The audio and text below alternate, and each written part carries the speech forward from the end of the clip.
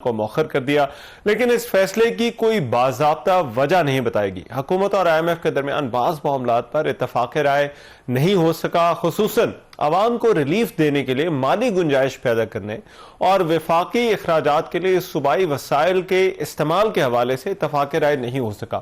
Media reports کے مطابق نام ظاہر نہ کرنے کی شرط پر متعلقہ حکام کا یہ کہنا ہے کہ پاکستان اور آئی ایم ایف ابھی تک محصولات کو بڑھانے کے اقدامات اور پروگرام کے تحت اخراجات میں کمی کے طریقہ کار پر متفق نہیں ہو سکے۔ حکومت ٹیکس میں ریلیف، ترقیاتی اخراجات میں اضافہ اور دفاعی بجٹ بڑھانے کے لیے گنجائش چاہتی ہے، جبکہ آئی ایم ایف اگلے مالی سال میں جی ڈی پی کے تقریباً 2% کے برابر بنیادی سرپلس برقرار رکھنے کے لیے سخت مالی نظم و ضبط پر زور دے رہا ہے، جبکہ آئی ایم ایف کے ساتھ جو اختلافات ہیں وہی اس بجٹ میں تاخیر کی واحد ممکنہ وجہ نہیں ہے۔ حکمران جماعت مسلم لیگ نون اور اتحادی جماعت پیپلز پارٹی کے درمیان سندھ کے ترقیاتی منصوبوں کے لیے وفاقی فنڈز کی تقسیم پر اختلافات بھی اس تاخیر کا جو ہے وہ ان کی ممکنہ وجوہات میں شامل ہیں۔ پیپلز پارٹی کے ساتھ معاملات، خبر یہ ہے کہ میڈیا رپورٹس کے مطابق ابھی تک حل نہیں ہوئے۔ بنیادی معاملہ جو ہے وہ این ایف سی ایوارڈ اور وسائل کی تقسیم کا ہے۔ ایکسپریس نیوز کے مطابق پاکستان اور آئی ایم ایف کے درمیان آئندہ مالی سال کے وفاقی بجٹ میں ٹیکس وصولیوں میں اضافے اور اخراجات میں کمی کے اہداف پر بھی تاحال حتمی اتفاق نہ ہونے کا انکشاف ہوا ہے۔ ذرائع کا یہ کہنا ہے کہ صوبوں کو راضی اور آئی ایم ایف سے معاملات طے کرنے میں وفاقی حکومت کو سخت مشکلات کا سامنا ہے، جبکہ ایف بی آر میں جاری اصلاحات پر جائزہ اجلاس میں ٹیکس نظام کو جدید خطوط پر استوار کرنے اور ٹیکس وصولیوں میں اضافے کے لیے جاری اقدامات کا جو ہے وہ جائزہ بھی اس کے ساتھ ساتھ لیا گیا ہے۔ اب حکومت ان چیلنجز کو کس طرح سے ڈیل کرے گی، حکومت کے پاس کیا آپشنز ہیں، ترجیحات کیا ہونی چاہیے؟ ڈاکٹر حفیظ پاشا صاحب میرے ساتھ جو ہے وہ موجود ہیں، ماہر معیشت، ان سے اس حوالے سے آنے والے بجٹ کے حوالے سے مزید باتیں ہیں۔ ڈاکٹر حفیظ پاشا صاحب، تھینک یو سو مچ، بہت شکریہ آپ کے وقت کا۔ ڈاکٹر صاحب، سب سے پہلے تو یہ جو میڈیا رپورٹس ہیں کہ حکومت آئی ایم ایف سے گنجائش چاہتی ہے اور کچھ ہماری کمٹمنٹس ہیں، جو بات چیت ہوئی اس میں ہم نے ٹیکس کلیکشن جو ہے وہ بڑھانے کا جو ہے وہ کمٹ کیا ہے، کیا آپ کو کوئی گنجائش حکومت کے لیے آئی ایم ایف سے ملتی ہوئی نظر آ رہی ہے، یا پھر آپ کو لگتا ہے کہ حکومت آئی ایم ایف کو کنونس کرنے میں کامیاب ہو جائے گی کہ یہ جو گنجائش ہے وہ اسے ملنی چاہیے؟ بسم اللہ الرحمن الرحیم۔ ماشاءاللہ ہماری حکومت کا آئی ایم ایف کے ساتھ کافی عرصے سے ایک ڈائیلاگ چل رہا ہے، اور آئی ایم ایف نے اپنے تھرڈ ریویو کی اسٹاف مشن رپورٹ میں اعداد شمار اگلے سال کے بھی پیش کر دیے ہیں، حالانکہ اس پہ شاید اگریمنٹ نہیں ہوا تھا، بٹ دے ہیو پبلشڈ۔ اب سوال یہ پیدا ہوتا ہے کہ نیگوسیشنز کن چیزوں پہ ہو رہے ہیں اور گنجائش کتنی ہے یا نہیں ہے۔ سب سے پہلی بات یہ ہے کہ جو خسارہ ہے، بجٹ ڈیفیسٹ جسے ہم کہتے ہیں، ماشاءاللہ پاکستان نے بجٹ ڈیفیسٹ کو، ایک زمانہ تھا کچھ سال پہلے جب وہ 7 سے 8% ہوتا تھا جی ڈی پی کا، بہت بڑا ڈیفیسٹ ہوتا تھا۔ اللہ کے فضل سے پچھلے کچھ سالوں میں، 3-4 سالوں میں وہ ڈیفیسٹ کم ہوتا گیا ہے، اور اس سال امید یہ کہ تقریباً صرف 4% ہوگا۔ مگر حیرت کی بات یہ ہے کہ آئی ایم ایف کہہ رہا کہ اس سے بھی نیچے لے جاؤ، یعنی کہ بالکل سانس لینا بند کر دو، 3.5% آف جی ڈی پی پہ لے جاؤ۔ یہ تو حیرت انگیز بات ہے اور ہمارے لاز کے خلاف ہے، اس لیے کہ ہمارے پاس ایک بہت اہم اور بہت مناسب لا ہے جس کا نام ہے fiscal responsibility and debt limitation act. اس کے تحت جو پالیسی دی گئی ہے کہ کوشش یہ ہونی چاہیے، اس وقت تو ڈیفیسٹ بہت بڑے تھے، کہ اس کو 4% تک لے کر آئیں۔ تو میرا اپنا خیال یہ ہے کہ budget deficit target should be set at minimum of 4%، تو 3.5 is too cutting and too tight and violation of our law۔ تو لہٰذا آئی ایم ایف کو آپ شاید پتہ بھی نہیں دے رہے ہیں کہ لا ہے یا نہیں ہے، ان کو تو شاید اس لا کا پتہ بھی نہ ہو۔ تو اب یہ ہے کہ اگر آپ 0.5% ماشاءاللہ کم کر لیتے ہیں تو 700 سے 800 ارب کی گنجائش پیدا ہوتی ہے۔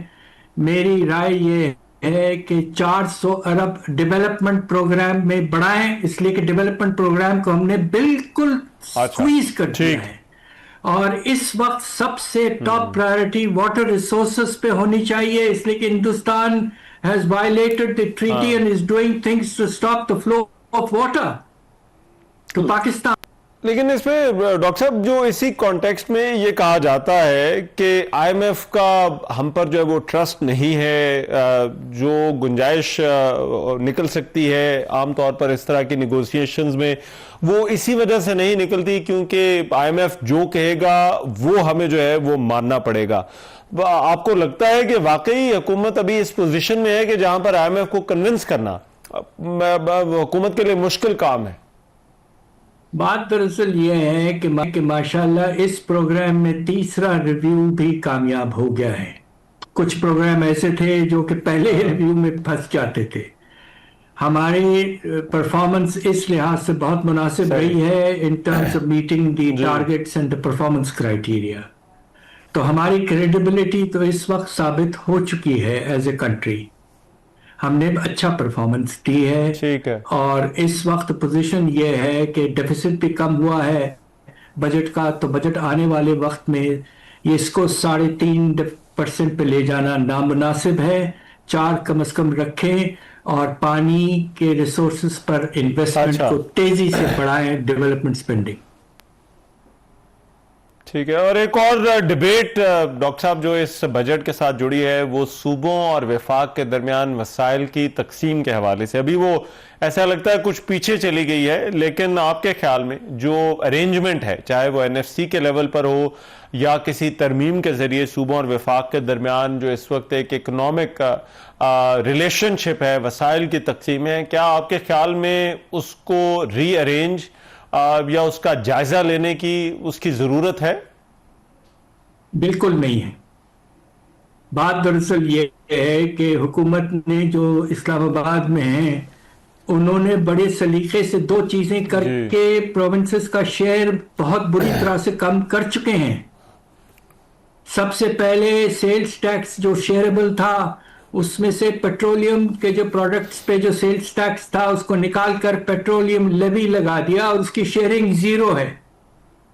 دوسری طرف پروونسز کو مجبور کیا ہے کہ آپ اپنے خرچے کم کر کے پروونشل کیش سرپلس جنریٹ کریں 1500 ارب. تو یہ تقریباً واپس کرنا ہے جو ٹرانسفر ہے کہ کیش سرپلس جنریٹ کریں. تو ان ایفیکٹ جو 57.5% legally according to 7th NFC provinces کا شیئر ہے، ان 2 اقدامات کے بعد پروونسز کا شیئر 42% پر گر چکا ہے اور گنجائش نہیں ہے. 18ویں ترمیم میں کسی اور ایشو پر غور کرنا چاہیے، اور وہ یہ ہے کہ فیڈرل لیجسلیٹو فنکشنز بہت کم کر دیے گئے ہیں. کنکرنٹ لسٹ تو ختم کر دی تقریباً. تو پروونسز کا جو مسئلہ نہیں ہے اس وقت فیڈرل گورنمنٹ کو چھوٹا ہونا چاہیے. فیڈرل گورنمنٹ کو اپنے ministries, divisions, autonomous departments, attach departments وغیرہ وغیرہ ان پر 0 بیسنگ کریں اور کاٹیں اور کم کریں اپنا current government expenditure. This is what is required after the 18th amendment. Right, ٹھیک ہے. ڈاکٹر صاحب ایک اور ایشو جو بجٹ سے جڑا ہے وہ ہماری سولر پالیسیز کے حوالے سے ہے، جو انرجی پالیسی ہے. ہم دیکھ رہے ہیں کہ حکومت اس طرح کے اشارے دیتی ہے، پھر اپنے اقدامات کو جو ہے وہ اس کا دفاع بھی کرتی ہے. یہ جو سولر کے اوپر اگر کوئی سیلز ٹیکس آتا ہے یا اس طرح کا انرجی پروڈکشن کے اوپر کوئی اور ٹیکس آتا ہے، آپ کے خیال میں ہماری جو اس حوالے سے جو کلین انرجی کی جب بات کی جاتی ہے، ہماری اس حوالے سے پالیسی ترجیحات آپ کے خیال میں کیا ہونی چاہیے؟ اللہ کا فضل ہے کہ پاکستان ایک بہت بڑا سٹیپ لیا، کامیاب سٹیپ، اور اس وقت پوزیشن یہ ہے کہ خاص طور پہ ڈومیسٹک پرپسز کے لیے گھرانوں میں، مڈل کلاس اور اپر مڈل کلاس گھرانوں میں سولر انرجی انسٹال ہوئی ہے. یہ ایک نمایاں طور پر پاکستان کی کامیابی ہے، اس لیے کہ اس کے نتیجے میں رینیوبل انرجی کی پریزنس میں ہمیں فیول امپورٹس کی ضرورت نہیں ہو رہی ہے. اس سے ہمارے درآمدات پر جو پریشر پڑتا رہا ہے وہ کم ہوا ہے، اور خاص طور پہ آج کل جبکہ مڈل ایسٹ کی جنگ کی وجہ سے فیول کی قیمتیں آسمان تک پہنچ گئی ہیں، اللہ کا فضل ہے پاکستان کے لیے کہ سولر پاور موجود ہے. We must continue with this policy, اور ساتھ ساتھ zero tax on solar energy, یہ بہت ضروری ہے. آپ اس پر ٹیکس نہیں لگائیں، اور اس کے نتیجے میں جو ہمارے سیونگ ہو رہی ہے امپورٹس وغیرہ میں وہ بہت افیکٹو ہے. اس کے نتیجے میں ہمارے ریزروز میں بھی کچھ اضافہ ہوا ہے. تو یہ پالیسی بالکل قائم رہنی چاہیے. ٹھیک ہے، رائٹ. بہت شکریہ ڈاکٹر حفیظ پاشا ہمارے ساتھ موجود تھے، اور آنے والے بجٹ کے حوالے سے حکومت کی ترجیحات کیا ہونی چاہیے اس حوالے سے بات کر رہے تھے. پروگرام میں بھی ایک بریک لے رہے، واپس آتے ہیں اس بریک کے بعد.